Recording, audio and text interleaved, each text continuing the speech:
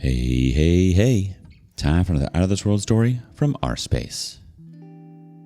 The thing about rock bottom is it's never quite as low as you think. Some people hit it, bounce, and climb back up. Others, they find a trap door, call it fun and exploration, and somehow convince themselves that blowing up a family is just part of their self-discovery journey.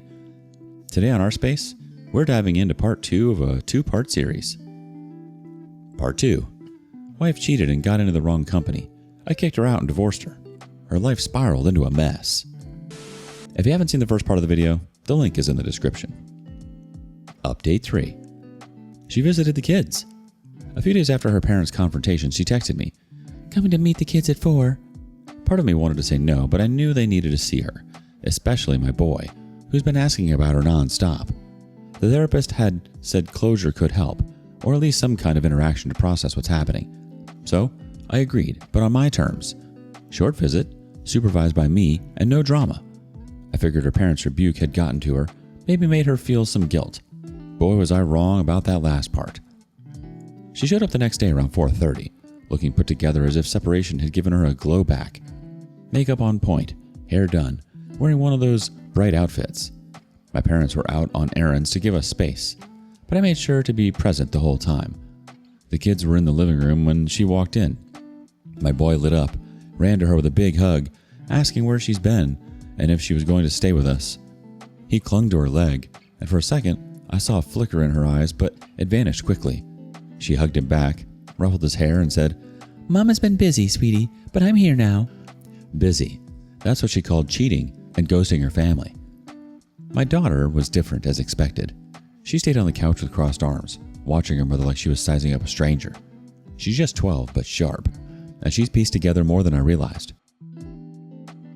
When Daisy tried to hug her, she leaned in stiffly and pulled away fast with just a flat hi. There was no excitement, no questions like my son. Daisy noticed and tried to play it off with a laugh. "What's with the cold shoulder, hun? Aren't you happy to see me?" She shrugged. "I guess." "Dad said you were with Grandma and Grandpa." Daisy shot me a look, then faked a bright smile. "Yeah, just sorting out some things. Grown-up stuff." She didn't buy it and muttered something about grown-up stuff, but low enough that Daisy pretended not to hear. The visit went downhill from there. Daisy sat on the couch, pulling our son onto her lap, asking about school and friends like nothing had changed. Ethan ate it up, babbling about school and his new soccer ball. "Mommy, where have you been? I missed you so much." Showed her a drawing he'd made, a family picture with all of us, including her. "See, Mommy? That's you coming home." My heart twisted watching him so hopeful. Daisy cooed over it, but her eyes kept darting to her phone, like she had somewhere better to be. Our daughter barely spoke, answering questions with one-word replies, fiddling with her bracelet the whole time. I could see the hurt bubbling under her tough act. She excused herself to her room, saying she had homework. I knew she didn't, she just couldn't take it. Daisy frowned, whispered to me, "What's her problem? She's acting like I did something wrong." I bit my tongue hard. "You did." I wanted to say more, but not in front of our son. After about half an hour, he started yawning. He'd been up early and I suggested wrapping up. She nodded. As she was getting her coat, I asked her, "While you're here, why don't you sign the papers? Let's get this over with clean." I had them on the counter, ready. She replied with a smug, "I'm not signing anything yet. I've hired a lawyer. You'll hear from us soon." I was puzzled. I thought she wanted the separation and we could do this smoothly. Despite everything, I wanted to keep things civil for my children's sake. My intention was never to cut her off completely from their life. She replied sharply, "Things change. My parents chewed me out, made me feel like crap, but I'm not just going to roll over. I deserve my share." I freaked out. Deserve what? After destroying everything, she had the audacity to talk about what she deserves. We kept our voices down, but my son wandered in, asking if Mom was staying for dinner. Daisy softened for him, but said no, but promised to come back soon. Daughter must have heard her from her room. She didn't come out to say goodbye. After she left, the house felt heavier. Our son was buzzing at first, talking nonstop about Mom's visit, but by bedtime, he was crying, asking why she couldn't stay. "Doesn't she not love us anymore?" I held him, said of course she does, but sometimes grown-ups have other stuff to handle. It was a lie to protect him, but what else could I say? My baby was getting quieter, slamming her door a bit when she went to bed.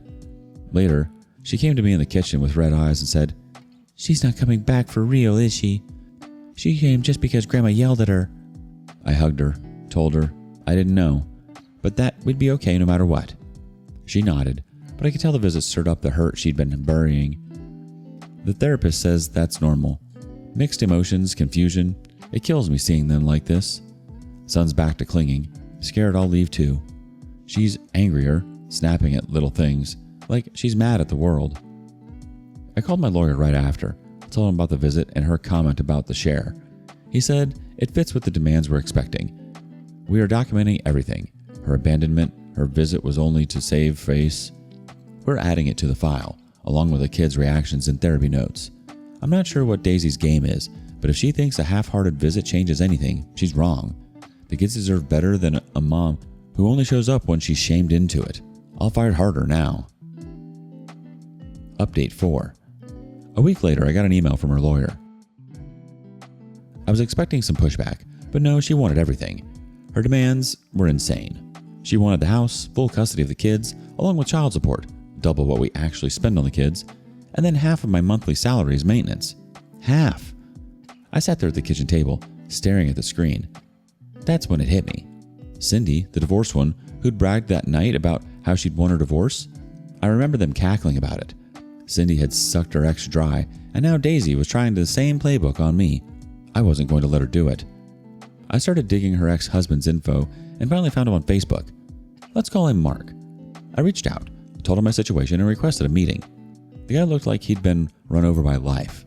After I was done speaking, he laid it all out. Cindy had taken him for everything.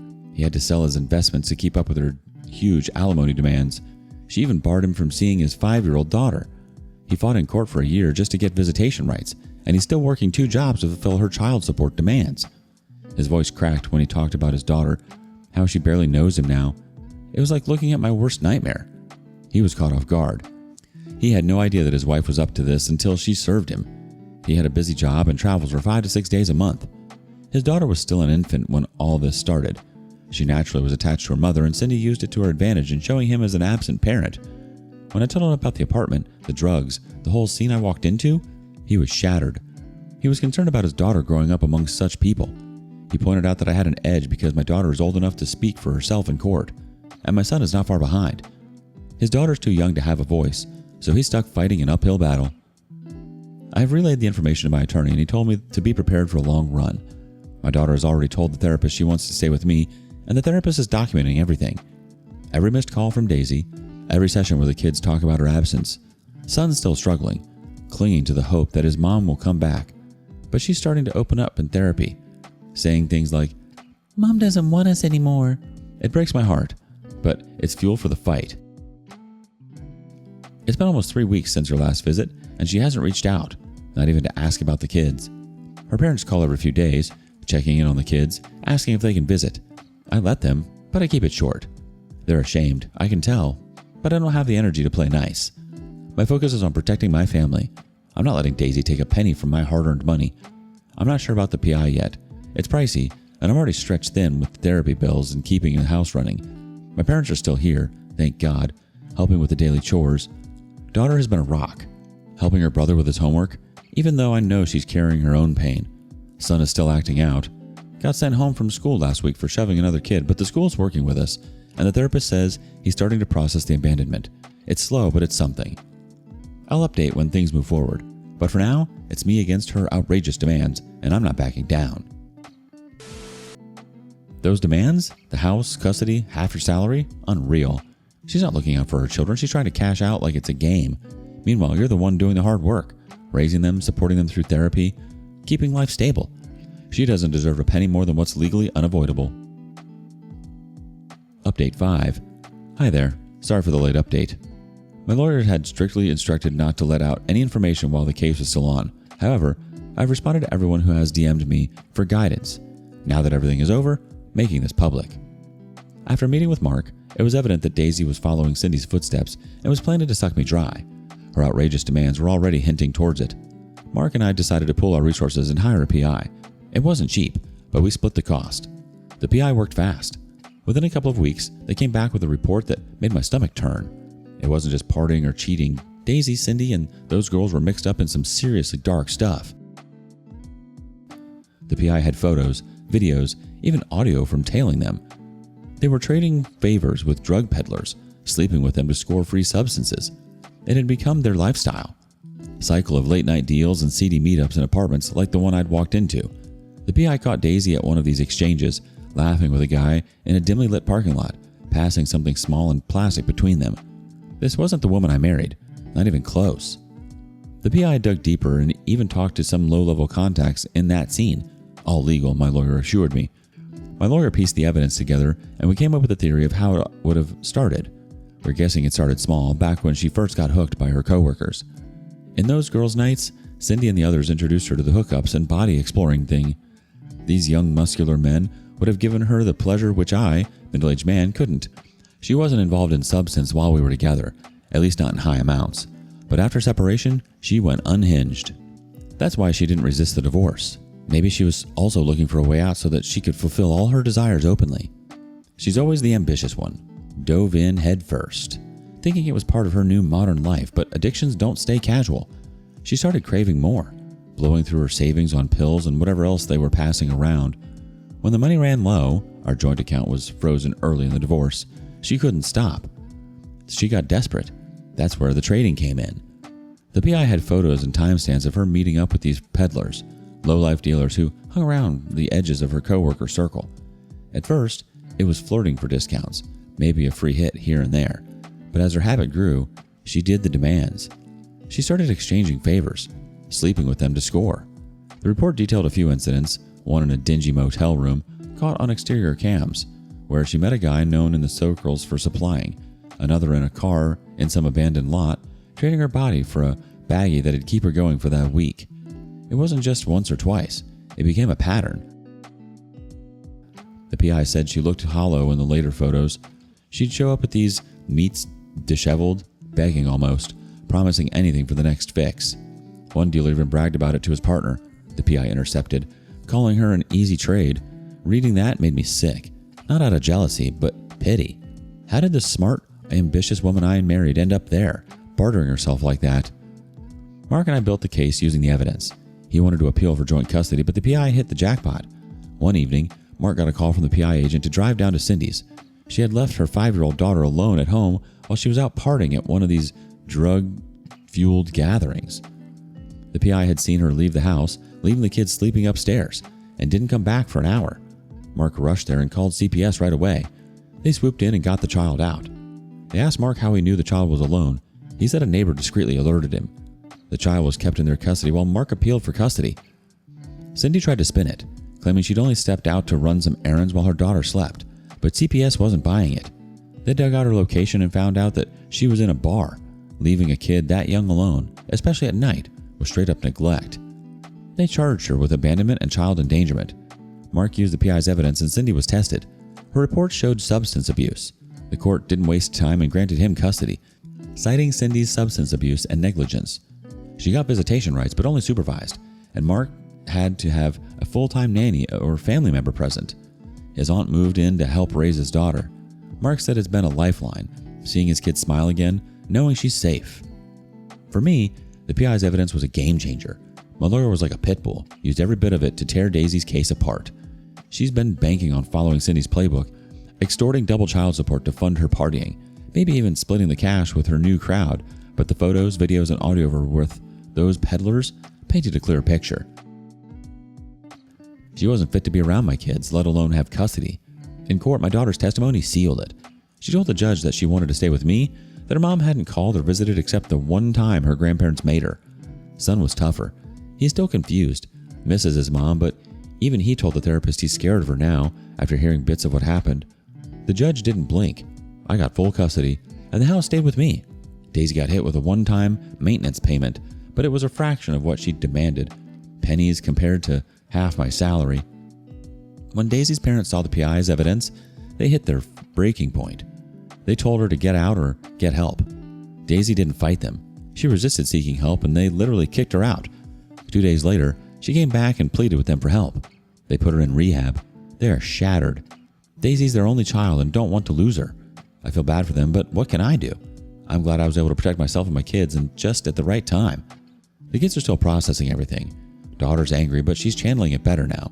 She's been writing in a journal the therapist gave her, and sometimes she'll read me bits, mostly about how she feels betrayed but wants to be stronger for her brother. She started helping out more around the house, like she's trying to fill the gap her mother left. Boy is still struggling. He'll have good days playing soccer or laughing with my dad, but then he'll wake up crying, asking why mom doesn't love him. I tell him it's not about him, that she's sick and needs to fix herself, but it's hard watching him carry that weight. The therapist says he's making progress, starting to trust that I'm not going anywhere. My parents are still here, helping keep things stable. I hope it goes only upward from here. Update 6. This is going to be a short one. Not a lot has happened since the last update. Life has been normal. I'm focusing on my side business along with the day job so that I can give more time to my kids. Parents cannot be here forever. Daisy's parents visited us last week on her daughter's birthday. She turned 14. They filled in the details about her. They'd gone to see her in rehab and she broke down during a family session, spilling some of it. Said it started as exploration, but the highs made her feel alive after years of what she called our boring life. When the crashes hit, she'd do anything to chase that feeling again. In that moment, she didn't feel that she was trading her body. Didn't feel like a big deal to her when the urge kicked her brain. She cried when she was sober and felt trapped and ashamed, but too addicted to stop. The dealers knew she was hooked, strung her along and made her go lower each time. She broke down, saying she can't even say what they made her do in exchange for a small packet. One night, she ended up in a bad spot, overdosed lightly after a bad patch, woke up in some stranger's place with no memory of how she got there. That's what finally pushed her into rehab. Not guilt over us, but hitting a wall where she almost didn't wake up. Her parents were devastated, blaming themselves for not seeing it sooner. They're funding her treatment, hoping she turns it around. Cindy has also joined the same program, apparently after losing her kid. They brought gifts for the kids, took them for ice cream. They apologized like it's their fault. They're trying to make up for her absence. I let them see the kids, but I'm keeping my distance. They're still her family, and I don't trust that bridge yet. The divorce is almost finalized now, just a few loose ends. I'm not celebrating though. It's a hollow victory, knowing what it has cost my kids. Every night, I check on them while they sleep, promising myself they'll come out of this okay. I didn't tell my kids any of this, of course. Their healing and dragging Daisy's mess back in would undo that. My daughter asked about her once, after her grandparents left, wondering if mom's getting better. I said yeah, she's working on it, but kept it vague. Son is doing better. He's focusing on his soccer, and my daughter has also joined him, which I see as a positive sign. A part of me pities Daisy, trapped in that world she chose, trading everything for a fix. But the bigger part is relieved she's out of our lives. That spiral could have pulled the kids in if she'd gotten custody. Now, with the evidence sealed in court records, there's no way she's coming near them without proving she's clean, and even then, I'll fight it. We'll update if anything changes. Addiction explains her actions, but it doesn't excuse the way she abandoned her kids, lied, and tried to bleed you dry while destroying herself. Your kids deserve stability, and you've given them that. It's heartbreaking to hear what your son asks at night and how your daughter is trying to be stronger than she should have to be, but at least they have one parent who's steady and putting them first. It sounds harsh, but rehab or not, Daisy's out of the picture unless she truly rebuilds herself from the ground up, and even then, she'd have to prove it for years before she earns back any trust. Tell us what you think about all of this in the comments below. And thank you for joining us today on rSpace. Be sure to like and subscribe and hit that notification bell so you don't miss out on our next video. See you next time.